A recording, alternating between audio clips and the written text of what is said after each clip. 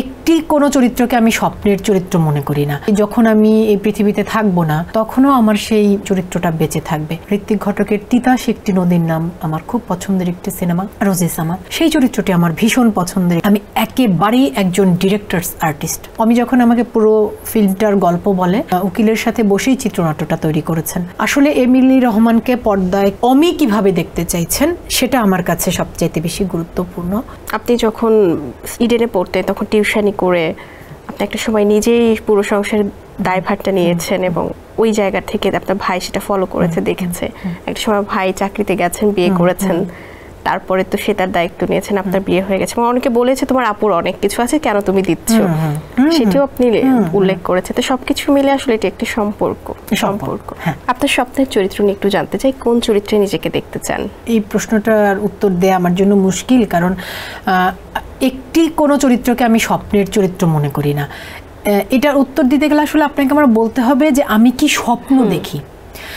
আমি স্বপ্ন দেখি একজন অভিনয় কর্মী হিসেবে এমন একটি বা দুটি চরিত্রে, যদি এমন কোনো একটি চরিত্রে যদি কাজ করে যেতে পারি যেটি যখন আমি এই পৃথিবীতে থাকবো না তখনও আমার সেই কাজটা, সেই চরিত্রটা বেঁচে থাকবে। আমি জানি না কোন সেই চরিত্র, কোন সেই কাজ যা আমাকে অভিনেতা হিসেবে বাঁচিয়ে রাখবে।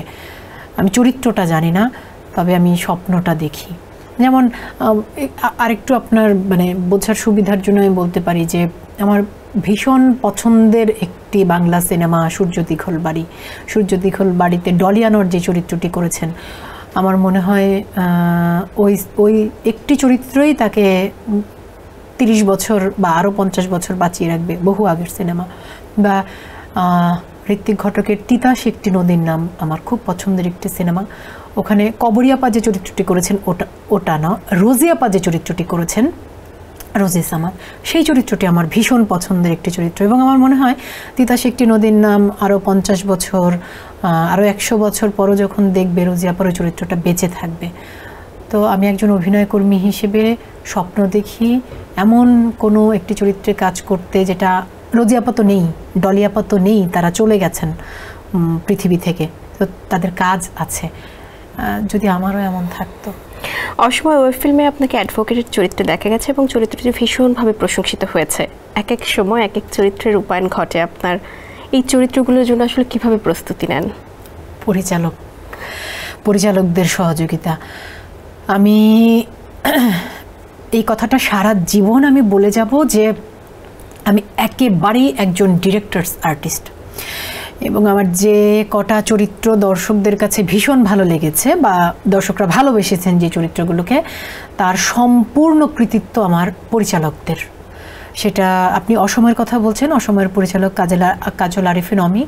আসলেই শুটিংয়ের আগে অমি যখন আমাকে পুরো ফিল্মটার গল্প বলে, চরিত্রটা বলে, তারপরে অমি আমাকে সহযোগিতা, যেমন উকিল চরিত্রে আমি আগে কাজ করিনি, কিছু থাকে না, কিছু টার্ম কি যে শব্দগুলো ব্যবহার করে, কিছু টেকনিক্যাল বিষয়। আমি একজন উকিলের সাথে বসেই চিত্রনাট্যটা তৈরি করেছেন। এবং তারপর আমরা যখন কোর্ট রুমের শুটিং করি, সেই অংশটাতে একজন লয়ার ছিলেন, যে এর মধ্যেও যদি কিছু শব্দ কারেকশন করে দেওয়ার হয় বা বাক্যের ধরন যদি কারেকশন করে দেওয়ার হয়, এগুলো এইটুকু গেল হচ্ছে মানে টেবিল ওয়ার্ক।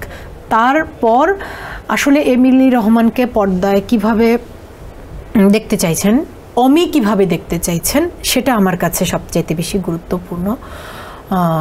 ওই যে এমিলি রহমানকে বিশ্বাসযোগ্য লাগার পুরো কৃতিত্ব কাজল আরিফিন অমি এবং অসময়ের পুরো টিমের, আমার সহশিল্পীদের। এবং এই কথা আমি আমার প্রতিটি কাজের ক্ষেত্রে বলবো। এসএমসির emergency contraceptive pill Norix one অরক্ষিত মিলনের 72 ঘন্টার মধ্যে এর একটি মাত্র পিল আপনাকে করবে টেনশন ফ্রি। এসএমসির নরিক্স ওয়ান, এক পিলের সমাধান।